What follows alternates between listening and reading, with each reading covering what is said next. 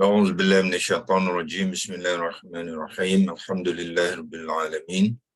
والصلاة والسلام على أشرف الأنبياء والمرسلين وعلى آله وصحبه أجمعين. اللهم افتح علينا حكمتك وانشر علينا من خزائن رحمتك يا أرحم الراحمين. يا فتاح يا عليم افتح قلوبنا فتوح العارفين. وارزقنا فهم النبيين وإلهام الملائكة المقربين. اللهم نوّر بكتابك أبصارنا واشرح به صدورنا واستعمل به أبداننا واطلق به ألسنتنا وقوي به أجناننا واسرع به أفهامنا وقوي به عزامنا بحولك وقوتك فإنه لا حول ولا قوة إلا بك يا أرحم الراحمين. رب اشرح لي صدري ويسر لي أمري واحلل عقدة من لساني يفقهوا قولي. Amma ba'd. Kali lagi kita mulakan dengan mengucapkan kesyukuran kepada Allah SWT. Dan kita terus dengan perkongsian kita di pagi ini kepada ayat 21, ayat surah 21, ayat 62 yang kita sempat berkongsi semalam, iaitu qalu anta fa'alta hadza bi alihatina ya Ibrahim. Dan kita telah pun sempat berkongsikan kalimah anta, anta kalimah kedua di dalam ayat ini. Kalimah pertama qalu. Kalimah pertama sepatutnya tuan-tuan dan puan-puan sudah mahir, ya, kerana dia adalah memang banyak kali kita jumpa dia di dalam Al-Quran. Nanti kita akan kongsikan, ya, berapa kali qalu ni digunakan dalam Al-Quran. Dan kita telah berkongsikan anta ini penerangan ataupun perkongsian perbahasan yang kita telah simpan dalam screenshot, ya. Kita tekan print screen dekat komputer tu, dia akan simpan dalam bentuk image ke dalam folder screenshot, ya. Dan kita telah menerangkan anta adalah terdiri daripada dua komponen, iaitu hamzah yang pertama itu adalah kita panggil dia hamzah istifham, iaitu hamzah berbentuk soalan, dan anta adalah isim dhamir muzakkar mufrad mukhatab, yang bermakna engkau seorang lelaki, ya. Jadi dia anta memberi makna adakah engkau ataupun apakah engkau. Okey, kita juga bantu semalam dengan menulisnya dalam tulisan Jawi, ya. Hamzah istifham dan isim dhamir muzakkar mukhatab, ya. Okey, saya berkongsikan dengan tuan-tuan dan puan ayat ni di dalam Quran, tafsir dan perkata, dan kita cuba dapatkan beberapa maklumat daripada Al-Quran itu, ya. So saya pergi ke Quran, tafsir dan perkata yang ini. Yang ni sebenarnya adalah versi Windows, ya, yang kita install direct ke Windows, ya, tak ada install Knox, ya. Yang bagusnya tuan-tuan gunakan dua-dua, ya. Sebab yang Windows version ni dia ada beberapa feature yang tidak ada dalam Knox simulator tu, ya. So kalau ada tuan-tuan ada dua, boleh gunakan dua-dua. Kalau tak pun sekurang-kurangnya install dekat komputer, pakai Windows punya version ni, ya. Okey. Tadi saya kata kalau saya tekan nak lihat qalu tu, ya, cuba kita lihat qalu. Ini qalu, ya. Kalau tuan-tuan tekan di sini, tuan-tuan akan dapat maklumat apa dia tulis di atas tu. Qalu tu digunakan sebanyak berapa kali di dalam Al-Quran? 315 kali, ya, yang di atas tu, ya. Kalau saya gunakan annotation kotak ni di sini, ya, tuan tengok, ya, ini qalu, ya, dia tidak letakkan waw alis ziyadah tu sebab dia hanya komponen yang kedua, ya. So dia gunakan sebanyak 315 kali, ya. So sepatutnya kita sudah boleh mengenal. Sebenarnya komponen yang pertama tu ialah qala dan digabung dengan waw alis ziyadah, ya. Di mana qala dalam juga menggunakan dalam bentuk qalu.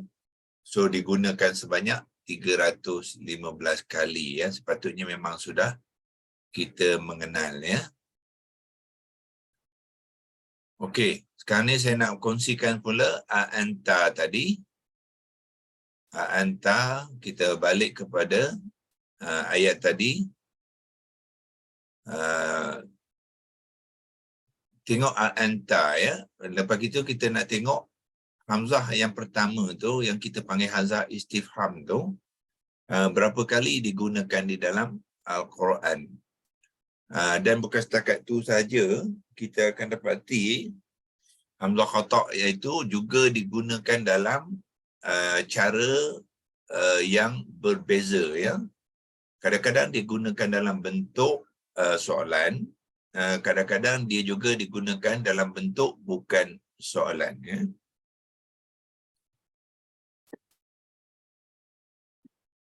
Okey, gunakan tafsir, Quran tafsir dan perkata ni, ya, sebab dia boleh banyak membantu kita. Sekali lagi tekan dekat kalimah anta, okey. Dia akan lihat di sini dia kata apa? Yang dibirukan tu dia kata partikel tanya. Itulah dimasukkan apa tu? Interrogatif, bahasa Inggeris dia interrogative partikel. Bahasa Arab dia harfun istifham, ya, ataupun directnya kita sebut hamzah istifham, ya. Dan anta tu ialah kata ganti orang, iaitu isim domain lah, ya. Okey, sekarang ni saya akan tekan dekat hamzah yang pertama tu, ya. Kalau kita lihat apa yang kita dapat maklumat. Okey. So yang pertama sekali tuan-tuan akan lihat di atas sana, hamzah istifham yang pertama tadi digunakan sebanyak berapa kali di dalam Al-Quran? 28 kali, ya, di atas tu. Was found 28 time. Dia cakap bahasa Inggeris sikit ni, ya. Apa kita bahasa untuk software ni kita tak tukar lagi, dia masih lagi bahasa Inggeris, walaupun perkata semua dengan terjemahan tu telah ditukarkan dalam bahasa Melayu, tapi yang ni belum, tak apa, bagi dia can lah, ya. Kalau tidak habis bahasa Inggeris tak ada langsung pula. Okey. So lihat di sini pertamanya dia kata apa? Digunakan sebanyak 28 kali, ya, bermula dengan ayat yang ke-6 Al-Baqarah itu, innal ladzina kafaru sawa'un 'alaihim a'anzartahum am lam tunzirhum la yu'minun, ya.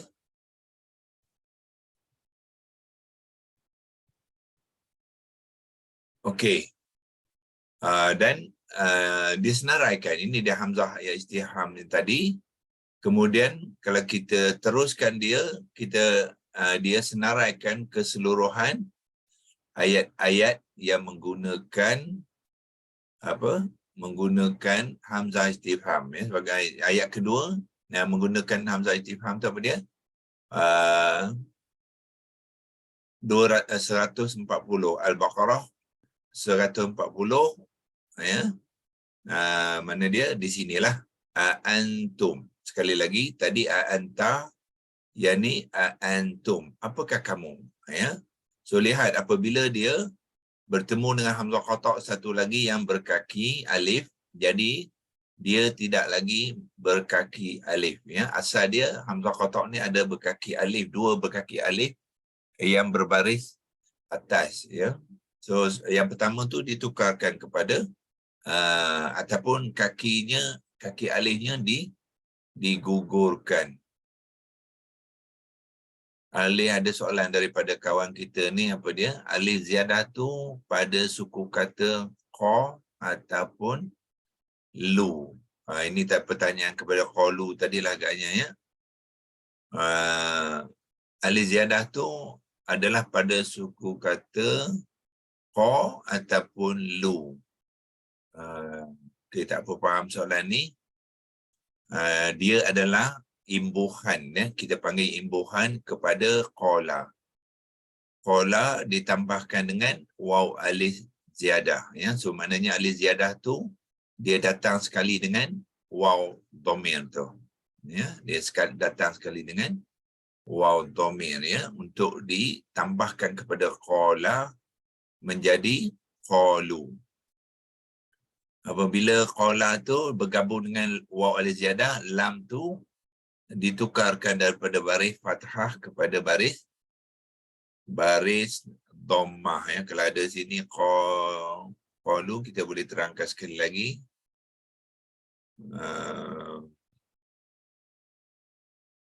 Tidak ada ya. Ini qala ya. Ini qala, asal dia qala, kemudian tambahkan waw alif ziyadah ya. Waw alif ziyadah adalah komponen tambahan kepada qala. Jadi soalan dia alif ziyadah. So alif ziyadah tu dia datang sekali dengan wow ya. So qala tambah alif ziyadah dia menjadi apa? Qalu. Ini dia. Ya, qalu. Jadi waw alif ziyadah ni adalah komponen yang ditambahkan kepada qala di sini. Jadilah dia qalu. Itu nak menjawab apa? Ada rakan kita di sini yang nama dia tak di apa, kalau nak tengok nama mungkin saya kena tekan ni Redmi. Okey, Redmi menggunakan not 9. Alif ziyadah tu pada suku kata qa ataupun lu, dia kata ya. Dia adalah tambahan kepada qala ya. Qala tambah wa alif ziyadah, jadilah kalimah tu qalu. Jadi yang pertama tu satu suku kata qala, dan yang kedua tu ialah wa alif ziyadah ya. Okey, kita nak pergi kepada apa tadi? Hamzah ya. Hamzah tu okey. Ini contoh yang ayat kedua 140, antum. Tadi anta, bukan ayat sini dia, anta ayat tadilah 2162 tadi anta. Ya, anta tu ialah apa dia? Isim dhamir muzakkar mufrad mukhatab ya. Yang ni pula jamak dia. Ya, antum adalah jamak kepada anta yang memberiti apakah kamu ya, apakah kamu. Kemudian ini sama juga ya. Sekarang ni dalam bentuk apa? Ali Imran ayat 20, dia mengambil bentuk hamzah istifham sekali lagi dalam kepada kalimah aslamtum ya. So aslamtum ni adalah satu kalimah fi'il madhi maklum ya, wazan keempat ya. Aslama tu kata kerja dia, tum tu fa'il dia ya. Jadi aslamtum adalah satu kalimah, jadi ditambahkan hamzah istifham menjadilah dia dalam bentuk soalan ya. Kalau tak ada hamzah istifham tu, dia hanya statement sajalah, iaitu kamu semua telah masuk Islam ya. Aslamtum, kamu semua telah masuk Islam. Jadi bila ada hamzah istifham, convertkan, tukarkan kalimah tu dalam bentuk soalan, iaitu apakah kamu masuk Islam. Itu je beza dia ya. daripada kalimah nominatif ya kepada kalimah yang interrogatif ya. Jadilah aslamtum, jadi bila kita menyebutnya hendaklah kita membacanya dengan tonasi soalan ya. Aslamtum ya, sebab dia bentuk soalan. Jangan baca aslamtum, itu nominatif. Dia interrogatif lah ya. Aslamtum, apakah kamu masuk Islam? Ya, apakah kamu telah masuk Islam ya. Dan seterusnya lah ya. Dia 28 kali bermakna apa? Tuan-tuan boleh lihat 28 ayat yang disenaraikan ya. So boleh scroll saja ke bawah tu ya. Ataitukum juga dalam bentuk soalan. Okey, tapi ini tidak ni, ini hamzah ni bukan hamzah istifham ya. Jadi tuan-tuan kena beri perhatian ya, jangan apa? Jangan campur aduk pula ya. Yang hamzah istifham tu yang mana? Yang ni. Bukannya bukan yang ini yang ditanda juga hamzah ini bukannya yang tu ya. Hanya hamzah yang berbentuk soalan je. Di sini yang ni dia. Aqrartum, ini yang bentuk soalan. Yang ni bukannya. Yang ni adalah apa dia panggil? Mak badal. Ya. Ini mak badal kerana pertukaran daripada dua hamzah qata'. Yang pertama tu yang berbaris atas, yang kedua tu sukun ditukarkan kepada mat badal ya. Yang ni ialah apa? Adalah pertukaran daripada huruf illah alif kepada hamzah qata' ya, kepada kata kerja ja'a ya. Okey.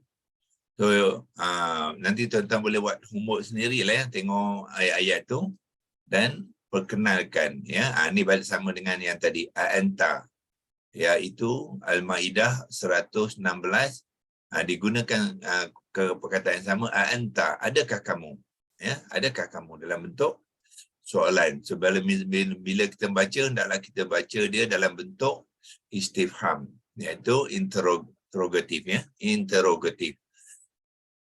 Okey. Cuma saya nak beri perhatian di sini ialah ini pun samalah ya. Apakah dua yang jantan az-zakarani ya, az-zakarani yang mana kita bacakan ni kepada zal tu dalam apa?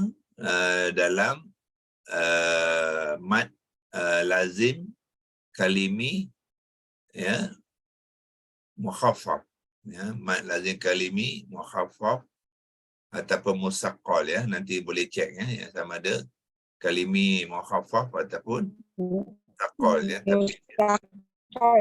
Musaqqal doktor, sebab dia ada sabdu, sebab dia sabdu. Sebab za tu ada sabdu, kalau dia mukhaffaf dia tak bersabdu musaqqal lah ya.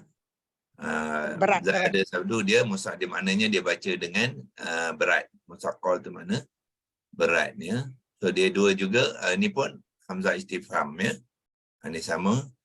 Okey, cuma saya nak kongsi dengan tuan-tuan ialah dalam ayat pertama anzartahum di sini dan juga di dalam ayat ke-10 Yasin rasanya, wasawaun alaihim anzartahum ya. Okey, di sini dia sebenarnya penggunaannya adalah sebagai dipanggilkan hamzah taswiyah ya, hamzah taswiyah. Okey, macam mana kita nak mengenal tu ialah tuan-tuan tekan di sini ya. Dan dia ada beri pengenalan di sini. Dia kata partikel penyamaan ya. Partikel penyamaan tu walaupun dia tulis apakah sini, tapi sebenarnya yang lebih tepat bukannya apakah ya. Partikel penyamaan ni bermakna apa? Sama ada ya. So kadang-kadang dia digunakan dalam apa? Dalam bentuk hamzah istifham, kadang-kadang digunakan dalam bentuk penyamaan ya. Maksud dia apa?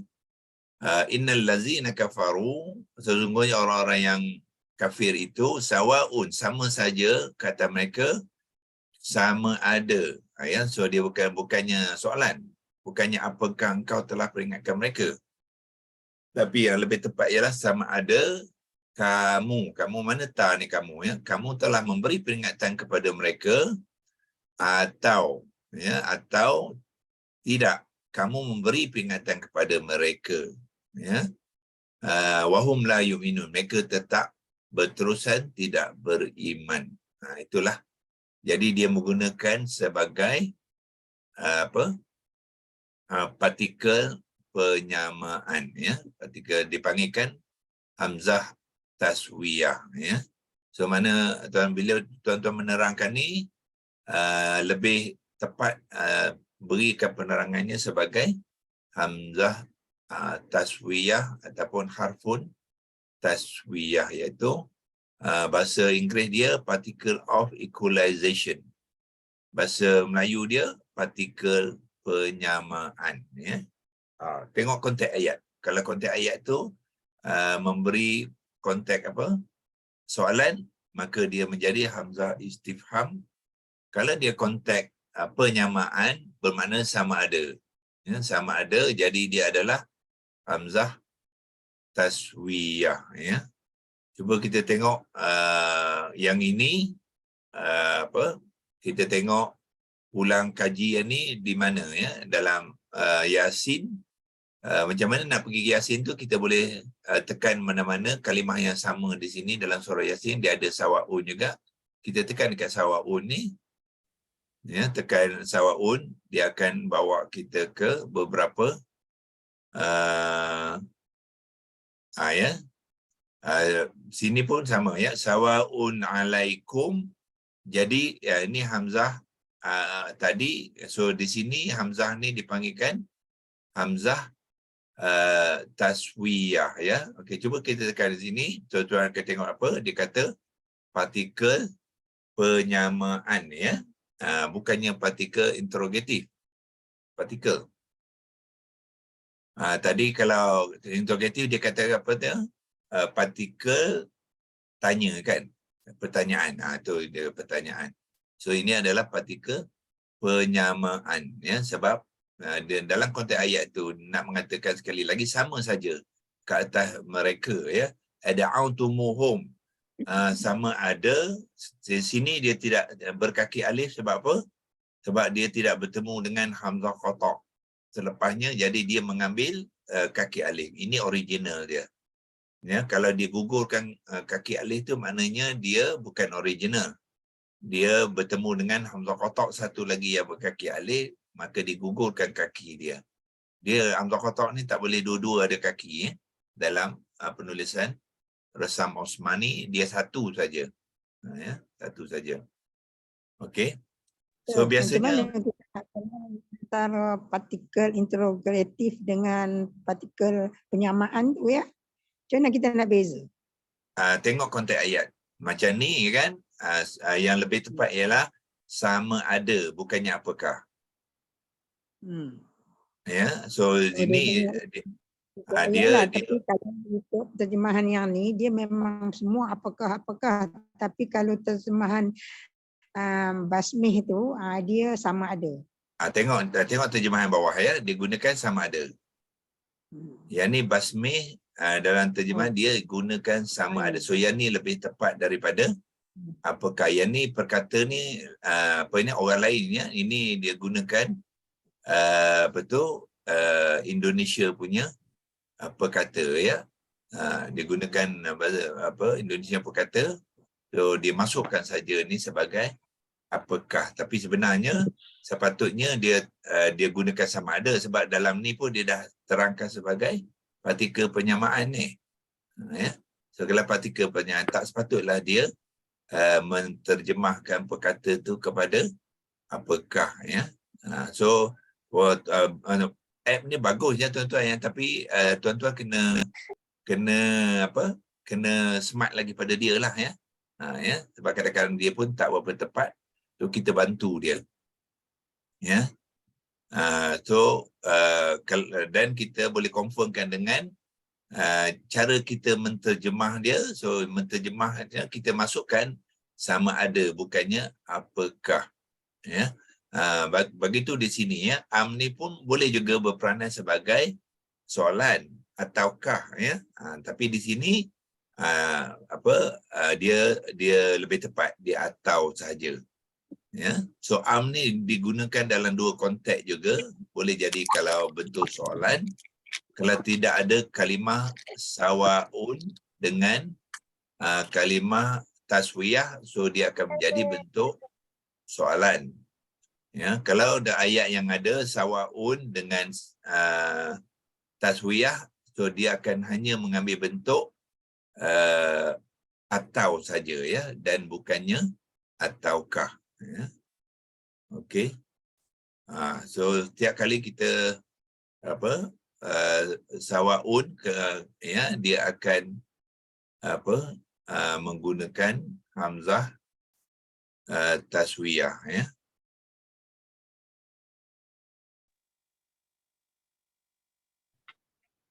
Prof, Puan tanya, Ya. maksudnya keyword dia kalau kita nak kenal dia adalah kalimah tasbiyah atau tidak, kita boleh tengok dekat kalimah sawaun tu lah. Dia biasanya ada sawaun. Sawaun tu sama, mana dia apa? Sama saja kan? Sama saja. Sama saja. So biasanya sama saja. Okey, yang ni pun samalah ni ya. Bila sama saja, ayat tu kenalah ada sama ada. Sebab dia bahasa Inggeris sama ada ni apa? Either ya, either or. Itu dia apa tadi? Particle of equalization ya, either or. Sama ada yang ni ataupun yang itu.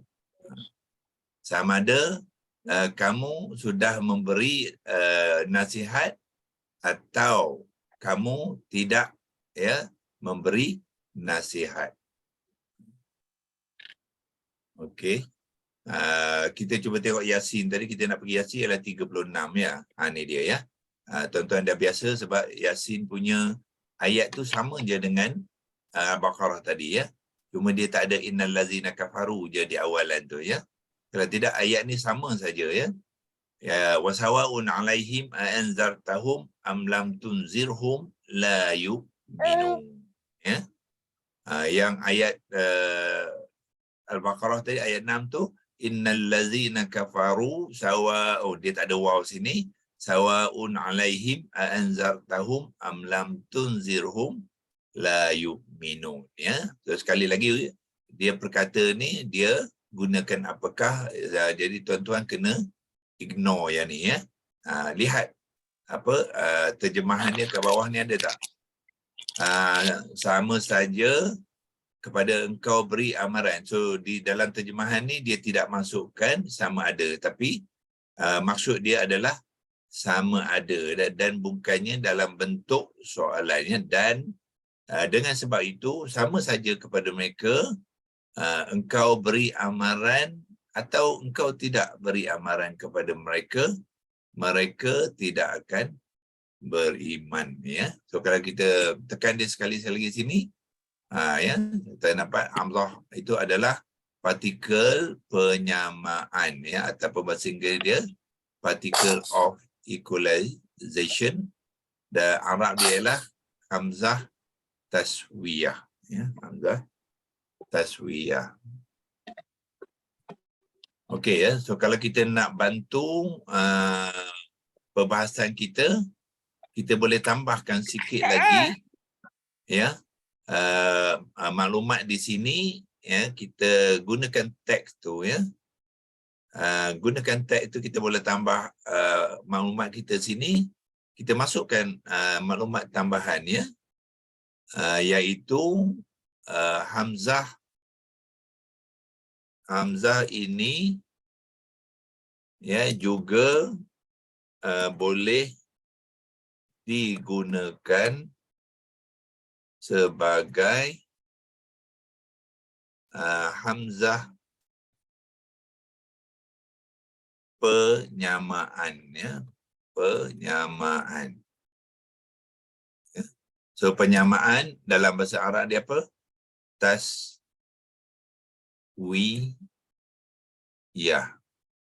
Ya, kalau nak tasydid kan letakkan dua. dua Y ya, taswiyah itu dipanggilkan. Ya, jadi kita boleh simpan ni sekali lagi dan kita kita jadikan dia maklumat tambahan ya. Tetapi bukannya dalam konteks ayat ni ya, ayat ni bukannya hamzah taswiyah. Sebab tu kita letup juga tu. Ya, kalau nak kemaskan cerita ni bergantung kepada